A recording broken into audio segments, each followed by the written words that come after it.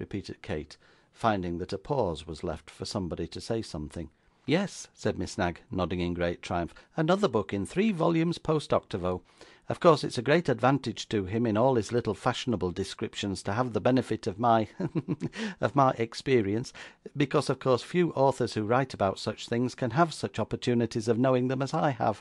He's so wrapped up in high life that the least allusion to business or worldly matters, like that woman just now for instance, quite distracts him.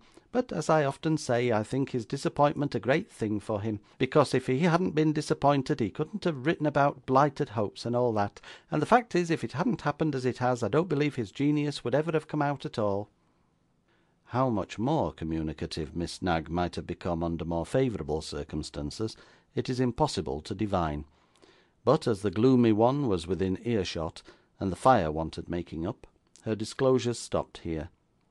To judge from all appearances, and the difficulty of making the water warm, the last servant could not have been much accustomed to any other fire than St. Anthony's; but a little brandy and water was made at last, and the guests, having been previously regaled with cold leg of mutton and bread and cheese, soon afterwards took leave, Kate amusing herself all the way home with the recollection of her last glimpse of Mr. Mortimer Knag, deeply abstracted in the shop, and Mrs. Nickleby by debating within herself whether the dressmaking firm would ultimately become Mantalini, Knag, and Nickleby, or Mantalini, Nickleby, and Knag. At this high point, Miss Knag's friendship remained for 3 whole days, much to the wonderment of Madame Mantalini's young ladies, who had never beheld such constancy in that quarter before; but on the 4th, it received a check no less violent than sudden, which thus occurred. It happened that an old lord of great family, who was going to marry a young lady of no family in particular, came with the young lady, and the young lady's sister, to witness the ceremony of trying on 2 nuptial bonnets, which had been ordered the day before; and Madame Mantalini announcing the fact in a shrill treble through the speaking pipe, which communicated with the workroom, Miss Knag darted hastily upstairs with a bonnet in each hand, and presented herself in the showroom in a charming state of palpitation, intended to demonstrate her enthusiasm in the cause. The bonnets were no sooner fairly on, than Miss Knag and Madame Mantalini fell into convulsions of admiration. 'A most elegant appearance,' said Madame Mantalini. 'I never saw anything so exquisite in all my life,' said Miss Knag. Now, the old lord, who was a very old lord, said nothing, but mumbled and chuckled in a state of great delight, no less with the nuptial bonnets and their wearers, than with his own address in getting such a fine woman for his wife; and the young lady, who was a very lively young lady, seeing the old lord in this rapturous condition, chased the old lord behind a cheval glass, and then and there kissed him, while Madame Mantalini and the other young lady looked discreetly another way. But, pending the salutation, Miss Knag, who was tinged with curiosity, stepped accidentally behind the glass, and encountered the lively young lady's eye, just at the very moment when she kissed the old lord; upon which the young lady, in a pouting manner, murmured something about an old thing, and great impertinence, and finished by darting a look of displeasure at Miss Knag, and smiling contemptuously. 'Madame Mantalini,' said the young lady. 'Ma'am,' said Madame Mantalini. 'Pray have up that pretty young creature we saw yesterday.' 'Oh yes, do,' said the sister.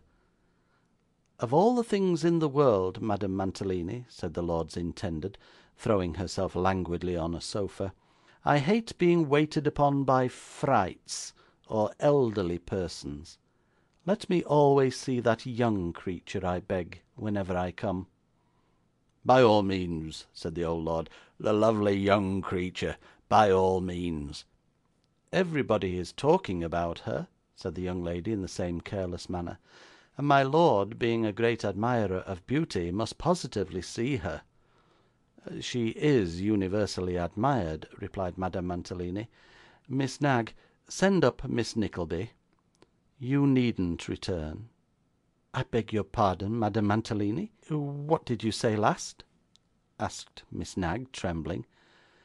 You needn't return,' repeated the superior sharply.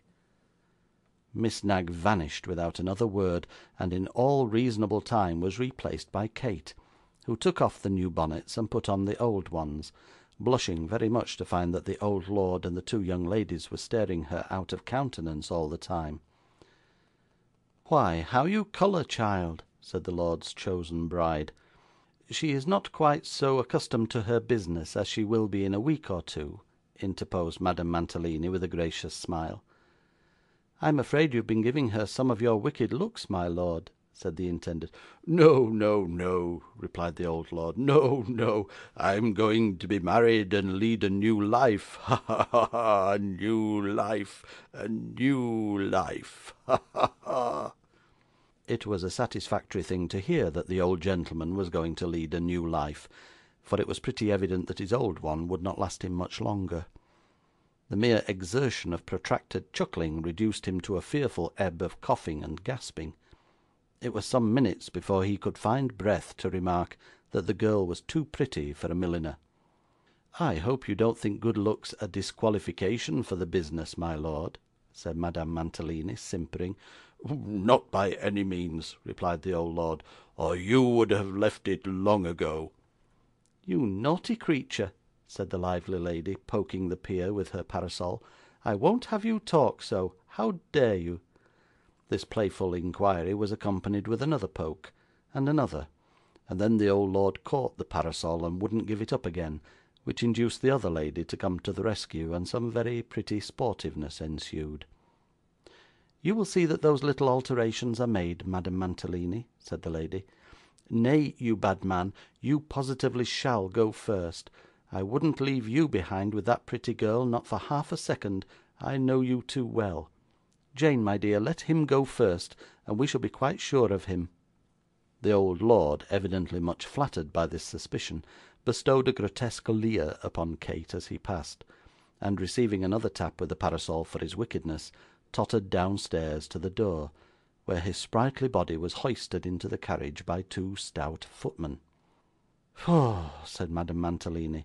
'How he ever gets into a carriage without thinking of a hearse, I can't think. There, take the things away, my dear, take them away.' Kate, who had remained during the whole scene with her eyes modestly fixed upon the ground, was only too happy to avail herself of the permission to retire, and hastened joyfully downstairs to Miss Knag's dominion. The circumstances of the little kingdom had greatly changed, however, during the short period of her absence. In place of Miss Knag being stationed in her accustomed seat, preserving all the dignity and greatness of Madame Mantalini's representative, that worthy soul was reposing on a large box bathed in tears, while 3 or 4 of the young ladies in close attendance upon her, together with the presence of hartshorn, vinegar, and other restoratives, would have borne ample testimony, even without the derangement of the headdress and front row of curls, to her having fainted desperately. 'Bless me!' said Kate, stepping hastily forward. 'What is the matter?' This inquiry produced in Miss Knag violent symptoms of a relapse, and several young ladies, darting angry looks at Kate, applied more vinegar and hartshorn, and said it was a shame. 'What is a shame?' demanded Kate. 'What is the matter? What has happened? Tell me.' 'Matter!'